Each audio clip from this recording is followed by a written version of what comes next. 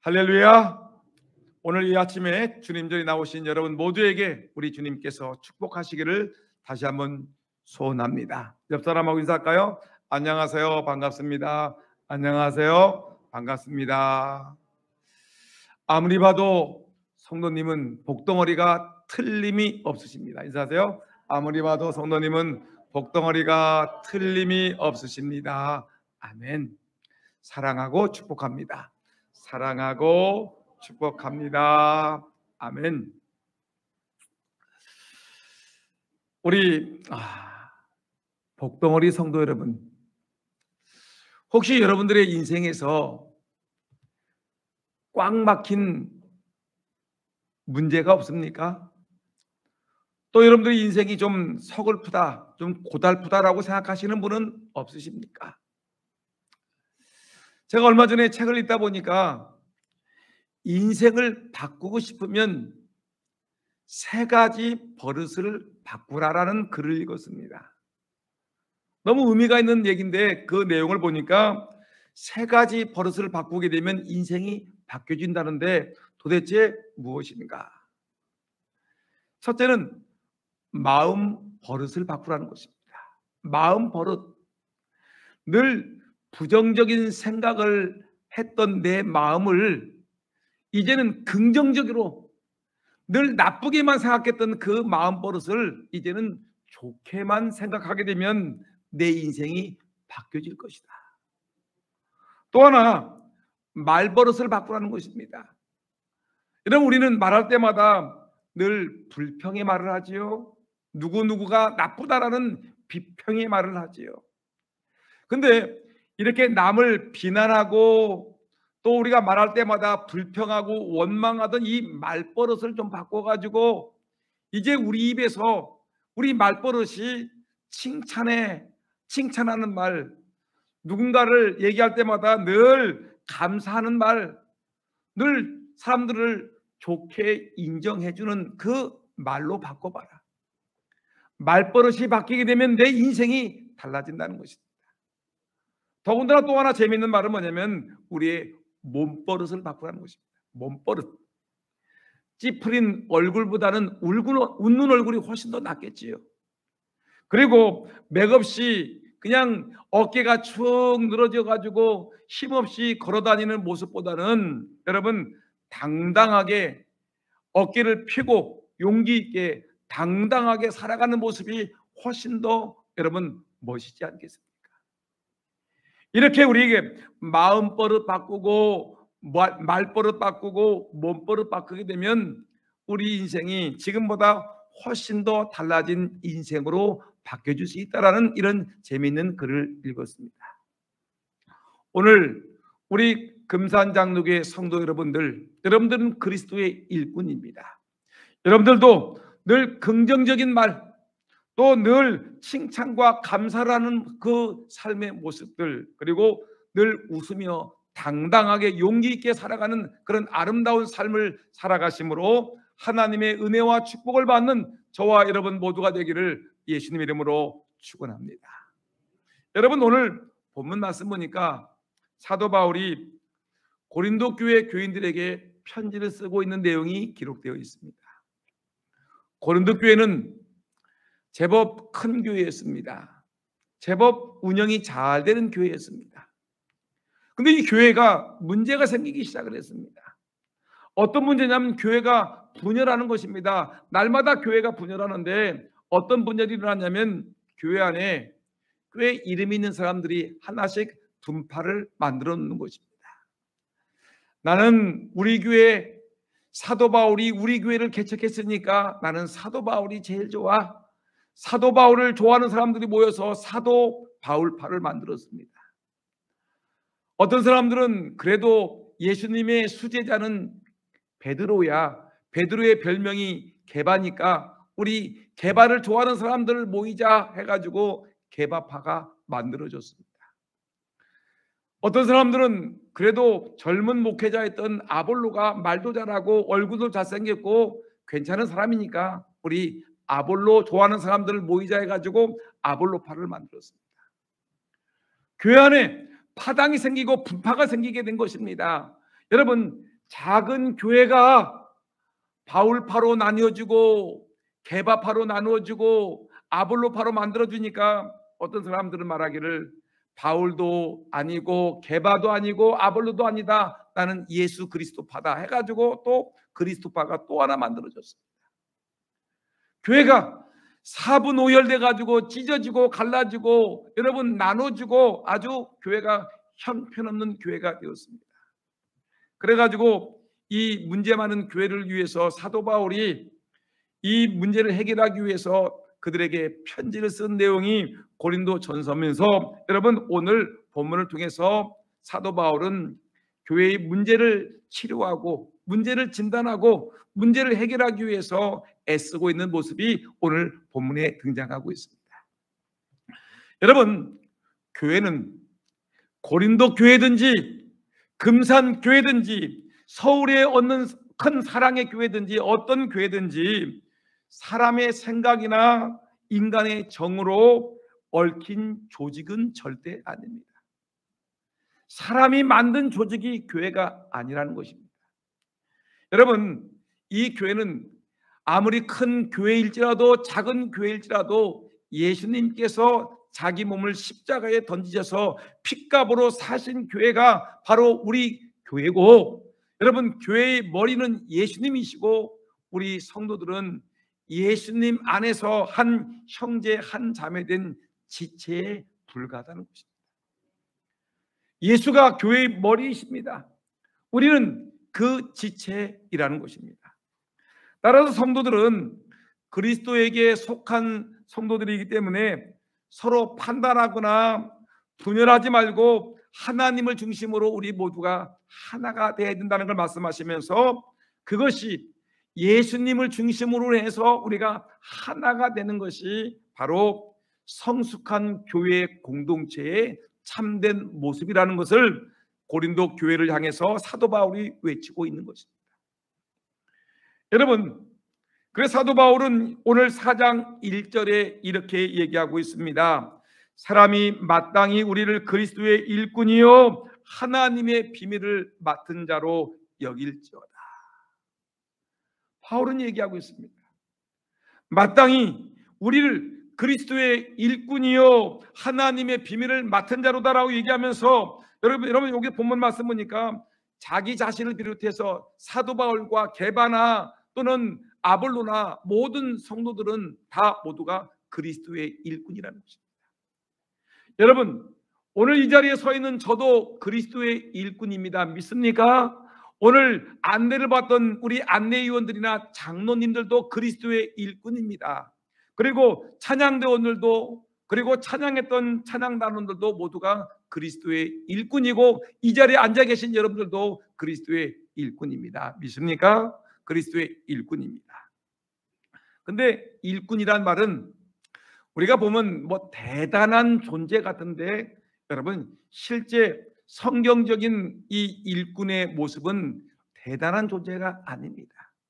일꾼이란 말은 이 헬라어 성경을 보게 되면, 원문을 보게 되면 휘파레타스라고 얘기합니다. 휘파레타스, 이 말은 합성어입니다. 어떤 말이냐면 여러분 예전에 배를 보게 되면 배가 뭐 지금같이 뭐 웅장한 배는 아니지만 이 3층으로 된 배가 있는데, 아래층 제일 아래층에는 맨 밑바닥 층에서는 뭐냐면 노를 젓는 노예들이 있었습니다.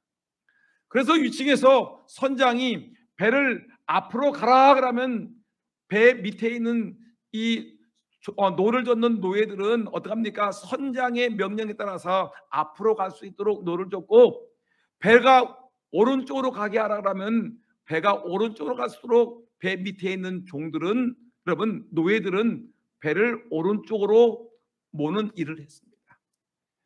종이 누구냐?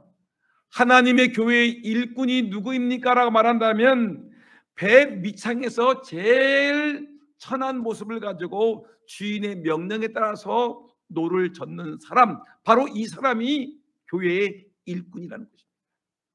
그러면 여러분 그리스도의 일꾼이라고 말한다면 이 일꾼은 어떤 사람입니까? 예수가 배의 선장이신데, 선장이신 예수님께서 우리 일꾼들에게 배를 앞으로 가게 하라 그러면 우리는 아무 말하지 않고 배를 앞으로 가게 하는 겁니다.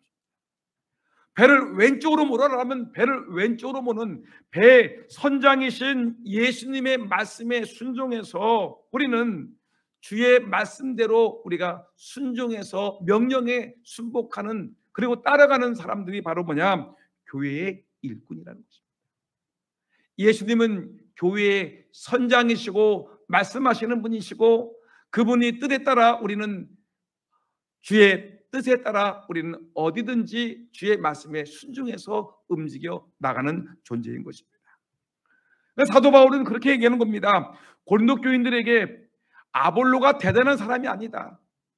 그리고 게바가 대단한 사람이 아니고, 내가 사도 바울 나도 대단한 사람이 아니고, 단지 예수님의 명령에 따라서 우리는 움직이는, 그 명령에 순종해서 살아가는 존재에 지나지 않는다라는 것을 강조하고 또 강조하고 있는 것이 본문의 말씀인 것입니다. 여러분, 그렇다면 교회에서 봉사하는 그리스도의 일꾼은 어떻게 봉사해야 되는 것입니까? 본문의 말씀을 통해 은혜 받는 성도가, 여러분 정말로 우리가 이 말씀을 통해서 우리 그리스도의 일꾼들은 어떻게 살아야 되는지를 우리가 보면서 우리가 은혜를 받아야 되지 않겠습니까? 본문에서 그리스도의 일꾼에 대하여 여러 가지 말씀하고 있습니다만, 오늘 그리스도의 일꾼들이 가장 중요하게 여겨야 될 원칙이 하나가 있는데, 그것은 뭐냐면 그리스도의 일꾼은 충성을 다하는 사람이라는 것입니다. 그리스도의 일꾼은 충성하는 사람입니다. 오늘 본문 2절 말씀 우리가 같이 한번 읽어보겠습니다. 2절 말씀입니다. 다 같이 시작. 그리고 맡은 자들에게 구할 것은 충성입니다. 보세요. 1절 말씀에 우리는 그리스도의 일꾼이다라고 얘기를 했죠. 그리고 그리스도의 일꾼은 하나님의 일을 맡은 자들인데, 맡은 자들이 해야 될 것은 충성이라는 거예요. 충성. 그러니까 그리스도의 일꾼이란 말과 가장 연관되어 있는 말은 뭐냐면, 그리스도의 일꾼은 뭐예요? 충성하는 자라는 말로 여러분 이해해야 되는 것입니다. 그러면 그리스도의 일꾼은 충성하는 자들인데, 충신이란 말이 있습니다. 충신불사이군이란 말이 있습니다. 한번 따라해 볼까요? 충신불사이군이라. 다시 한번 하겠습니다. 여러분 화면에 떠 있죠? 충신불사이군이라. 여러분 이 말이 뭐죠? 한문의 뜻을 아시는 분들은 잘 아시겠죠? 충신은, 한나라의 충신은 두 임금을 섬기지 않는다라는 말씀인 것입니다. 그러면 그리스도의 일꾼인 우리들은 충성스러운 일꾼인데, 우리는 충신이, 하나님 앞에서 충신이 되기 위해서는 우리가 두 임금을 섬기지 않습니다. 하나님과 세상을 겸하여 섬기지 않습니다. 우리는 예수 그리스도의 일꾼이기 때문에 예수 그리스도만 나의 왕이고 나의 주고 예수만이 나의 주인이라고 우리는 고백을 하는 것이지, 세상의 돈이나 세상의 명예나 세상의 권력이라든가 세상이 좋아가지고 세상에 빠져가지고 세상이 좋사오니 세상을 따라가는 사람은 우리가 되지 말아야 된다는 것을 우리가 분명히 말하고 있는 것입니다. 여러분, 세상이 아무리 강력해도 세상을 따라가는 사람이 아니라 세상에서, 여러분 우리가 주님을 바라보는 사람, 세상에 있지만 우리는 주님이 나의 왕이라고 고백하는 사람이 진짜 예수 믿는 충성스러운 일꾼이라는 것입니다. 여러분, 기독교 역사를 보게 되면 기독교 역사는 순교의 역사입니다. 우리나라에도 예수 그리스도의 십자가의 복음이 들어올 때에 수많은 사람들이 순교를 당했습니다. 왜냐? 기존에 있는 모든 종교들과 모든 권력들과 기독교의 복음이 여러분 갈등을 빚으면서 예수 믿는 사람들이 이 기존에 있는 사람들을 통해 가지고 엄청나게 핍박과 아픔을 당하고 죽음을 당했기 때문에 기독교의 역사는 2000년 역사를 가만히 보게 되면 한마디로 말하면 순교의 역사라고 얘기할 수 있습니다. 근데 순교의 역사 중에서 아주 유명한 인물이 하나 있는데, 우리가 몇 번 들었던 사람인데, 폴리가베라는 이런 귀한 이 순교자입니다. 서머나 교회 폴리갑이라는 사람입니다. 여러분, 그 당시에 이 서머나 교회 폴리갑이 순교했던 것이 155년, 그러니까 AD 150년, 지금부터 한 1900년 전 일인데 AD 155년 2월 23일 날 그가 순교를 했는데, 그 당시에는 어떤 일이 있었냐면 로마 황제 도미티안 황제가 사람들에게 내가 황제다라고, 내가 신이다라고 얘기를 했습니다. 도미티안 황제는 자기가 황제의 숭배를 강요하는데 나를 향해서 주여, 나를 향해서 하나님이라고 얘기를 해야지, 만일에 다른 신을 향해서 주는 하나님을 향해서, 예수를 향해서 나의 주여, 나의 하나님이라고 얘기하고 나를 향해서 왕이라고 얘기하게 되면 그 인생은 죽여버리라라고 얘기했습니다. 자기가 황제라는 것입니다. 그래서 이 로마 사람들은, 로마의 또한 속국의 모든 사람들은 황제를 향해서 우리 주, 우리 하나님이라고 했는데, 황제라는 말이 시저이기 때문에 시저는 나의 주님이고 나의 하나님입니다 라고 고백을 하라는 것입니다. 그래서 지나가는 사람들에게 검문을 합니다. 이 로마 군인들이 잡아놓고 로마 황제가 신이니까 시저는 나의 주요 나의 하나님이라고 고백을 하게끔 하는 겁니다. 그러면 만일에 그 고백을 하는 사람들은 살려주지만 그 고백을 하지 않냐고, 아닙니다, 예수님이 나의 주요 나의 하나님이라고 고백을 하게 되면 잡아다가 사자굴 속에 집어넣든지, 아니면 불에 태워 죽이든지, 아니면 십자가에 못 박아 죽이든지, 여러분 이렇게 사람들을 순교시켰습니다. 근데 이 폴리갑이라는 사람은 아주 유명한 사람이지요. 이 사람이 어떻게 했습니까? 이분이 서머나의 주교인데 교회를 이끌고 나가는 하나님의 백성이었는데, 근데 그가 86세이기 때문에 아주 많은 사람들에게 존경을 받는 주교였습니다. 칭찬을 받고 덕망 있고 은혜로운 사람이기 때문에 많은 주변 사람들에게 덕망 있는 지도자로 꼽히는 사람이었습니다. 로마 황제가 황제 숭배를 강요합니다. 그렇지만 이 서머나 교회의 주교 폴리갑은 나는 죽으면 죽었지, 예수가 나의 주여 나의 하나님이라고 고백할지언정 황제는 단지 인간의 왕일 뿐이지 결코 신이 아니다라고 분명히 얘기를 했습니다. 결국은 이 서머나 폴리갑에게 로마의 군인들이 찾아왔습니다. 그리고 그를 붙잡았습니다. 서머나의 주교 폴리갑이 붙잡히게 되었습니다. 그리고 화형대 위에 올라오게 되었습니다.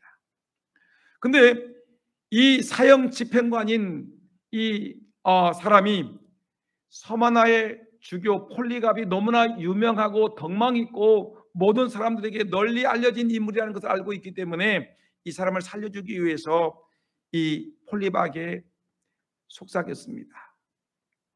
주교님, 당신이 죽기는 너무나 아깝습니다. 살려주고 싶습니다. 그러니까 딱 한마디만 하십시오. 사람들 앞에서 예수가 나의 주요 나의 하나님이 아니라 로마의 황제 도미티안 황제가 시저가 나의 주요 나의 하나님입니다라고 말 한마디만 하면은 이 자리에서 살려주겠습니다 라고 요청을 했습니다. 그때 폴리갑이 이렇게 얘기를 했습니다. 아닙니다. 나는 86년 동안 예수님을 섬겨왔습니다. 86년 동안 나를 한 번도 부당하게 여기지 않으셨던 주님이신데 내 목숨을 구걸하기 위해서 어떻게 나를 구원하신 예수님을 배반할 수 있겠습니까? 예수님이 나의 주님이시고 나의 하나님이십니다. 86년 동안 나를 한 번도 배반하지 않은 예수님을 내가 잠깐의 삶을 더 살겠다고 예수님을 배반할 수는 없습니다. 여러분, 그렇게 한 다음에 폴리갑은 사람들에게 위해서 화형을 당해 불에 타 죽게 되었습니다. 여러분, 오늘 우리는 기억해야 되지 않겠습니까? 우리는 예수의 일꾼입니다. 예수님만이 나의 주요 나의 하나님이라고 우리는 충성을 다하고 고백을 했습니다. 예수님만 모시고 살아야지 어떻게 세상과 함께 살아갈 수가 있겠습니까? 여러분, 나폴레옹의 군대가 러시아를 침공할 때였습니다. 나폴레옹의 군대는 프랑스 군대입니다. 나폴레옹 군대가 러시아를 침공해서 많은 사람들을 죽이고 잡아갔습니다. 근데 러시아 황제 짜르에게 지극히 충성하는 한 나무꾼을 포로로 잡았습니다.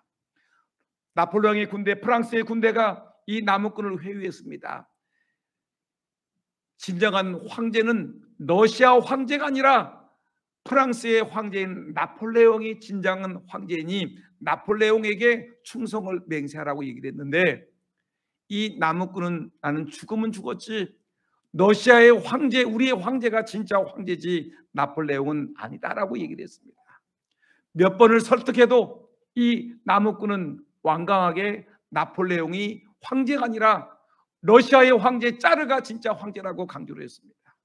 그래서 이 사람을 살려주게 되면 위험한 존재니까 총사령을 시키라고 사형 명령을 내렸습니다. 근데 집행하는 지휘관이 가만히 보니까 이 사람 똑똑한 사람이고 괜찮은 사람이니까 살려주기로 했습니다. 근데 그 대신에 그 몸에다가 나폴레옹의 백성이라는 것을 상징하기 위해서 이 몸에다가 N이라는 문신을 새겼습니다. N이라는 것을 도장을 찍어버렸습니다. 그리고 풀어줬습니다. 이 사람이, 나무꾼이 자기 몸에, 내 몸에 N자가 붙은 것이 수치라고 생각했습니다. 나는 러시아 황제의 백성이지 어떻게 나폴레옹 백성이냐 하면서 그는 석방되자마자 도끼를 가지고 자기 팔을 잘라버렸습니다. 나는 결코 나폴레옹의 백성이 아니라 러시아 황제의 백성이라는 것을 강조했던 것입니다.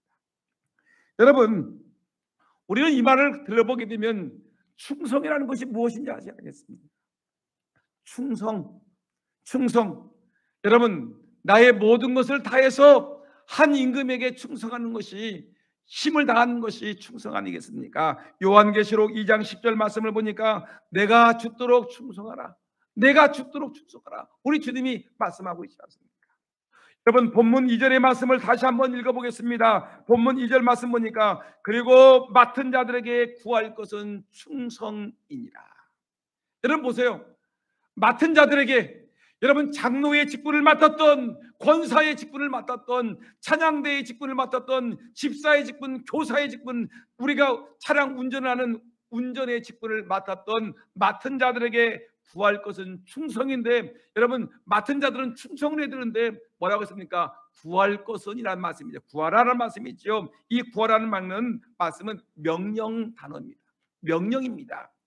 찾아 헤맨다는 것입니다. 무슨 말입니까? 가능하면 찾는다는 말이 아니라 꼭 필연적으로 내가 충성하기 위해서, 내가 그리스도의 일꾼으로 내가 직분을 맡았는데 이 직분을 감당하기 위해서 내가 충성을 꼭 해야 되니까, 이것을 충성을 찾기 위해서 내가 온 힘을 다해, 혼신의 힘을 다해서 내가 충성하는 일꾼이 되어야 되겠다는 것입니다.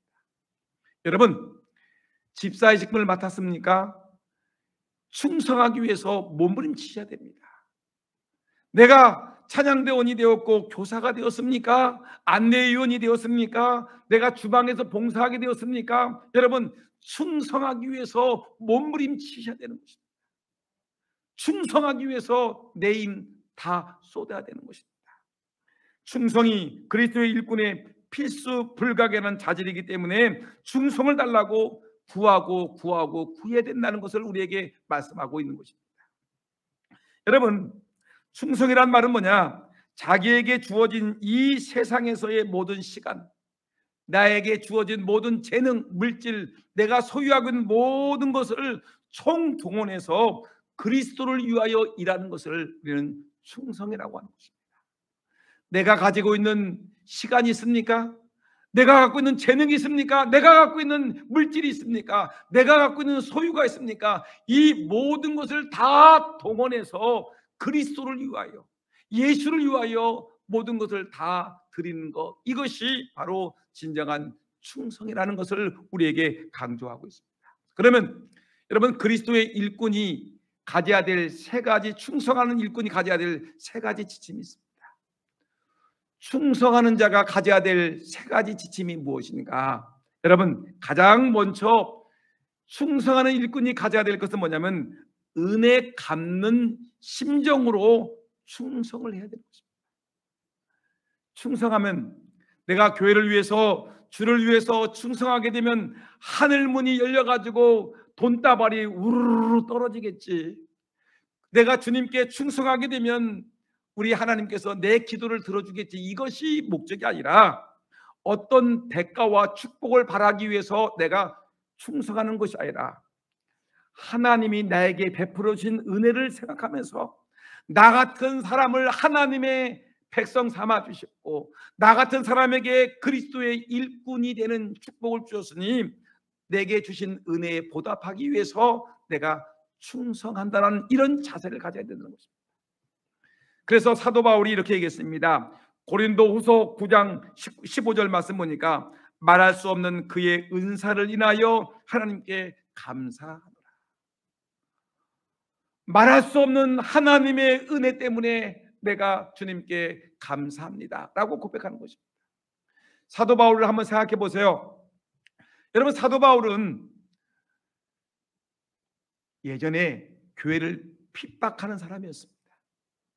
예수 믿는 사람들을 잡아다가 감옥에 가둬놓고 때로는 스데반이라는 사람을, 이 초대교회의 중요한 일꾼인 스데반 집사를 갖다가 돌에 쳐 죽이는 일에 앞장섰던 사람이 누구냐면 바로 사울이라는 사람이었습니다.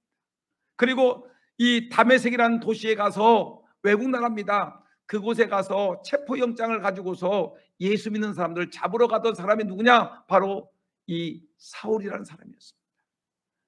교회를 핍박하고 예수를 괴롭히던 사람이 누구냐? 사울이었는데 그가 어느 날 다메섹에서 예수 믿는 사람을 잡으러 가는 그 도중에 예수님을 만났습니다. 예수님이 그를 하나님의 자녀로 삼아주었습니다. 그를 하나님의 일꾼 삼아주셨고 그에게 능력과 권세를 주었습니다. 그래서 그가 예수 믿는, 예수를 핍박하는 사람이어서 어느 날 예수를 전하는 하나님의 선지자가 되었기 때문에 그는 말합니다. 나 같은 사람은 벌써 몇 번, 몇십 번, 몇천 번 죽을 수밖에 없는 존재였는데 나는 예수님의 은혜로 말미암아 내가 하나님의 일꾼 되었으니 나는 주를 위해서 죽도록 충성하겠다 고백하는 것입니다. 하나님이 나 같은 사람에게 구원 주셨으니, 나 같은 사람에게 은혜를 주었으니 은혜 받은 나는 주를 위해서 충성하는 것이 마땅하지 아니하겠느냐.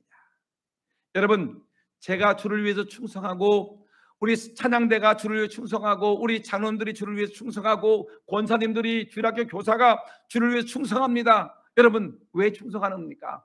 복을 받기 위해서가 아니라 내가 받은 은혜가 너무나 감사해서 주를 위해서 충성한다라는 사실을 잊어서는 안 될 것입니다. 두 번째 지침입니다. 충성하는 사람은 작은 일에 충성해야 되는 것입니다. 따라합시다. 충성하는 사람은 작은 일에 충성해야 됩니다. 어떤 일에 충성하라고요? 작은 일 충성해야 된다는 것입니다. 여러분, 마태복음 25장을 읽어보게 되면 아주 중요한 내용이 나오는데 목자가 염소와 양을 구별하듯이 모든 백성들을 갖다가 마지막 날에 사람들을 염소와 양을 구별하듯이 오른쪽에 왼쪽에 사람들을 구별해 놓는 것입니다. 확연하게 구별하는 것이죠. 근데 이때 그 나누는 기준이 뭐냐면 작은 소자에게 어떤 일을 했느냐를 보고서 오른편에 왼편에 사람을 구별합니다. 어떤 일이냐면 작은 소자, 이거 별 볼 일 없는 사람을 얘기합니다.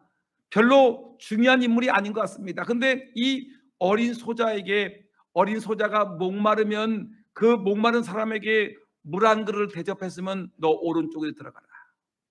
어린 소자가 굶주렸을 때 먹을 것을 갖다 주고, 어린 소자가 감옥에 갇혔을 때 그 어린 소자를 돌아봐 주고, 그리고 그 사람이 옷을 입지 못했을 때 우리가 입을 옷을 그에게 갖다 준 사람들, 작은 어린 소자에게 이 한 것이 바로 예수님에게 한 것이다. 그리고 이 사람들은 오른쪽에 들어가서 하늘나라의 영광을 맛볼 것이다라고 얘기합니다. 근데 왼편에 있는 사람들은 얘기합니다.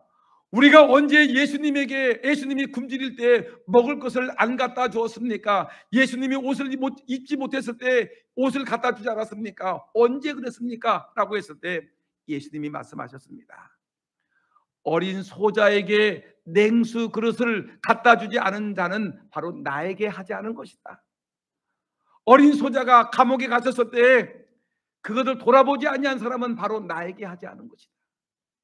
여러분, 큰 것이 아닙니다. 작은 것에 내가 얼마만큼 충성했느냐가 매우 중요한 것입니다. 내가 여러분들이 교회에서 화장실 청소하고 길거리에 있는 담배꽁초 하나 줍고 교회를 여러분 청소하고 교회를 기도한 거 작은 것 같으지요? 작은 것에 여러분 하나님이 감동하고 그를 하나님의 자녀로 삼으신다는 것입니다. 작은 것입니다. 어떤 분은 얘기하죠. 목사님, 내가 복권 샀는데 복권만 당첨하게 되면 교회 문제 다 한 번에 해결해 주겠습니다. 근데 그분을 보게 되면 교회 감사헌금도 한 번도 하지 않습니다. 11주도 하지 않습니다. 아무것도 하지 않습니다. 아무것도, 작은 것도 아무것도 하지 않는 사람이 어떻게 큰 돈이 생기면 큰일 날 수 있겠습니까? 작은 것에 충성하는 자가 큰 일을 할 수가 있는 것입니다. 여러분, 미국에서 지금의 최고의 부자는 누구라고 얘기를 하지만 예전에는 미국의 최고의 부자가 누구냐면 강철왕 카네기라는 사람입니다. 이 사람의 돈을 따라갈 수 있는 사람이 아무도 없었습니다. 세계 최고의 부자가 강철, 이 철을 만들어 가지고 세계의 이 모든 경제를 주름잡았던 카네기라는 사람입니다. 근데 이 카네기라는 사람이 마지막 죽을 때가 되었습니다.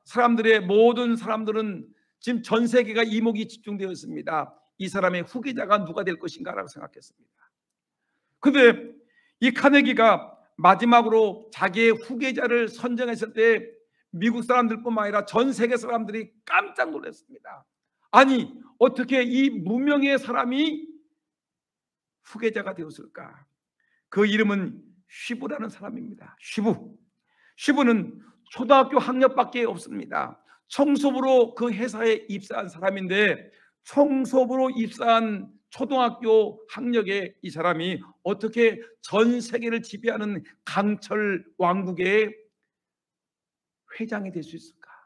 카네기의 뒤를 이을 수 있을까? 사람들은 깜짝 놀랐습니다.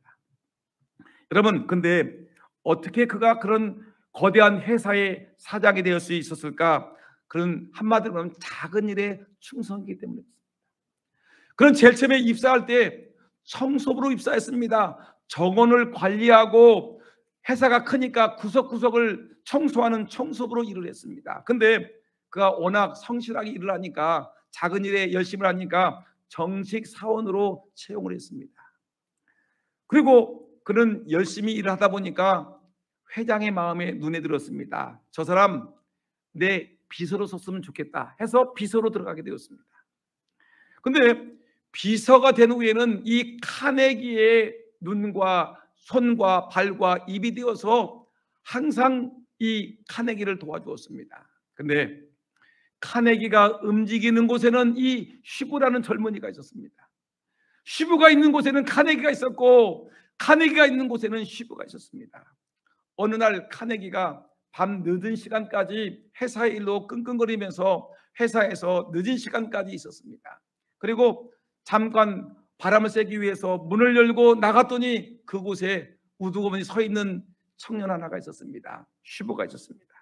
오 쉬브, 자네가 왜 이제까지 퇴근하지 않냐고 지금까지 회사에 우두커니 앉아있나 했더니 이 쉬브가 얘기를 합니다. 조용히 웃으면서 말하기를 사장님께서 언제 저를 부르실지 알지 못하는데 제가 어떻게 퇴근할 수 있겠습니까? 사장님이 언제 부르실지 모르는데 어떻게 제가 나 혼자 편안하고 퇴근할 수 있겠습니까? 카네기가 고백합니다. 이처럼 작은 일에 전력을 쏟고 있는 이 젊은 인재가 있는데 내가 어떻게 이 사람에게 내 인생을, 내 회사를 물려주지 않으면 어떻게 될 수 있겠는가? 이것이 바로 하나님의 뜻이라고 저는 믿습니다. 작은 일에 충성하는 이 주부에게 내 회사를 물려주는 것은 하나님의 뜻입니다라고 고백을 한 것입니다. 여러분, 작은 일에 충성하는 거 매우 중요한 것입니다. 큰 일, 여러분 그렇게 힘쓰지 마시고요. 작은 일, 내게 주어진 작은 일, 우리 장로님들 지금 안내 유언하시죠. 새벽마다 안내 유언하시죠. 작은 일, 이 일에 충성하십시오. 여러분, 어떤 분들은 자동차 운전, 우리 교인들을 태워주는 일을 합니다. 여러분, 오실 때 모셔오고 가실 때 안전하게 모시는 이 자동차 차량으로 운전하는 거, 이 작은 일, 이것이 여러분 하나님께 복을 받는 축복된 길입니다. 안내위원, 여러분 또한 찬양대원들, 교사, 이거 엄청난 중요한 일이라는 걸 기억하고 작은 일에 충성해서 하나님께 인정받는 일꾼들 되기를 주의 이름으로 축원합니다. 그 다음에 마지막으로 하나만 더 본다면, 충성자에게 중요한 지침이 하나가 있는데 그건 뭐냐면 변함없는 충성입니다. 어제는 좋았다가 오늘은 삐지고, 여러분 변함없는 충성이, 이것이 너무나 중요합니다. 세상 사람들의 충성은 자기 이해 득실에 따라서 달라집니다. 내가 유리하면 충성하고 내가 불리하면 거절하고, 주인의 상황이 좋으면 충성하고 주인의 상황이 안 좋으면 거절하고, 여러분 이것이 세상 사람들의 모습인데 하나님의 백성들의 충성은 뭐냐면 어제나 오늘도 언제나 변함없는 하나님의 모습과 같이 우리도 우리 주님께 죽도록 내 어떤 상황이 올지라도 주님께 충성하는 것이 예수 믿는 자의 아름다운 덕스러운 충성의 모습인 것입니다. 여러분, 오늘이 무슨 날이 알죠? 초복, 중복, 대복 중에 오늘이 무슨 날이죠? 말복 중에 무슨 날이죠?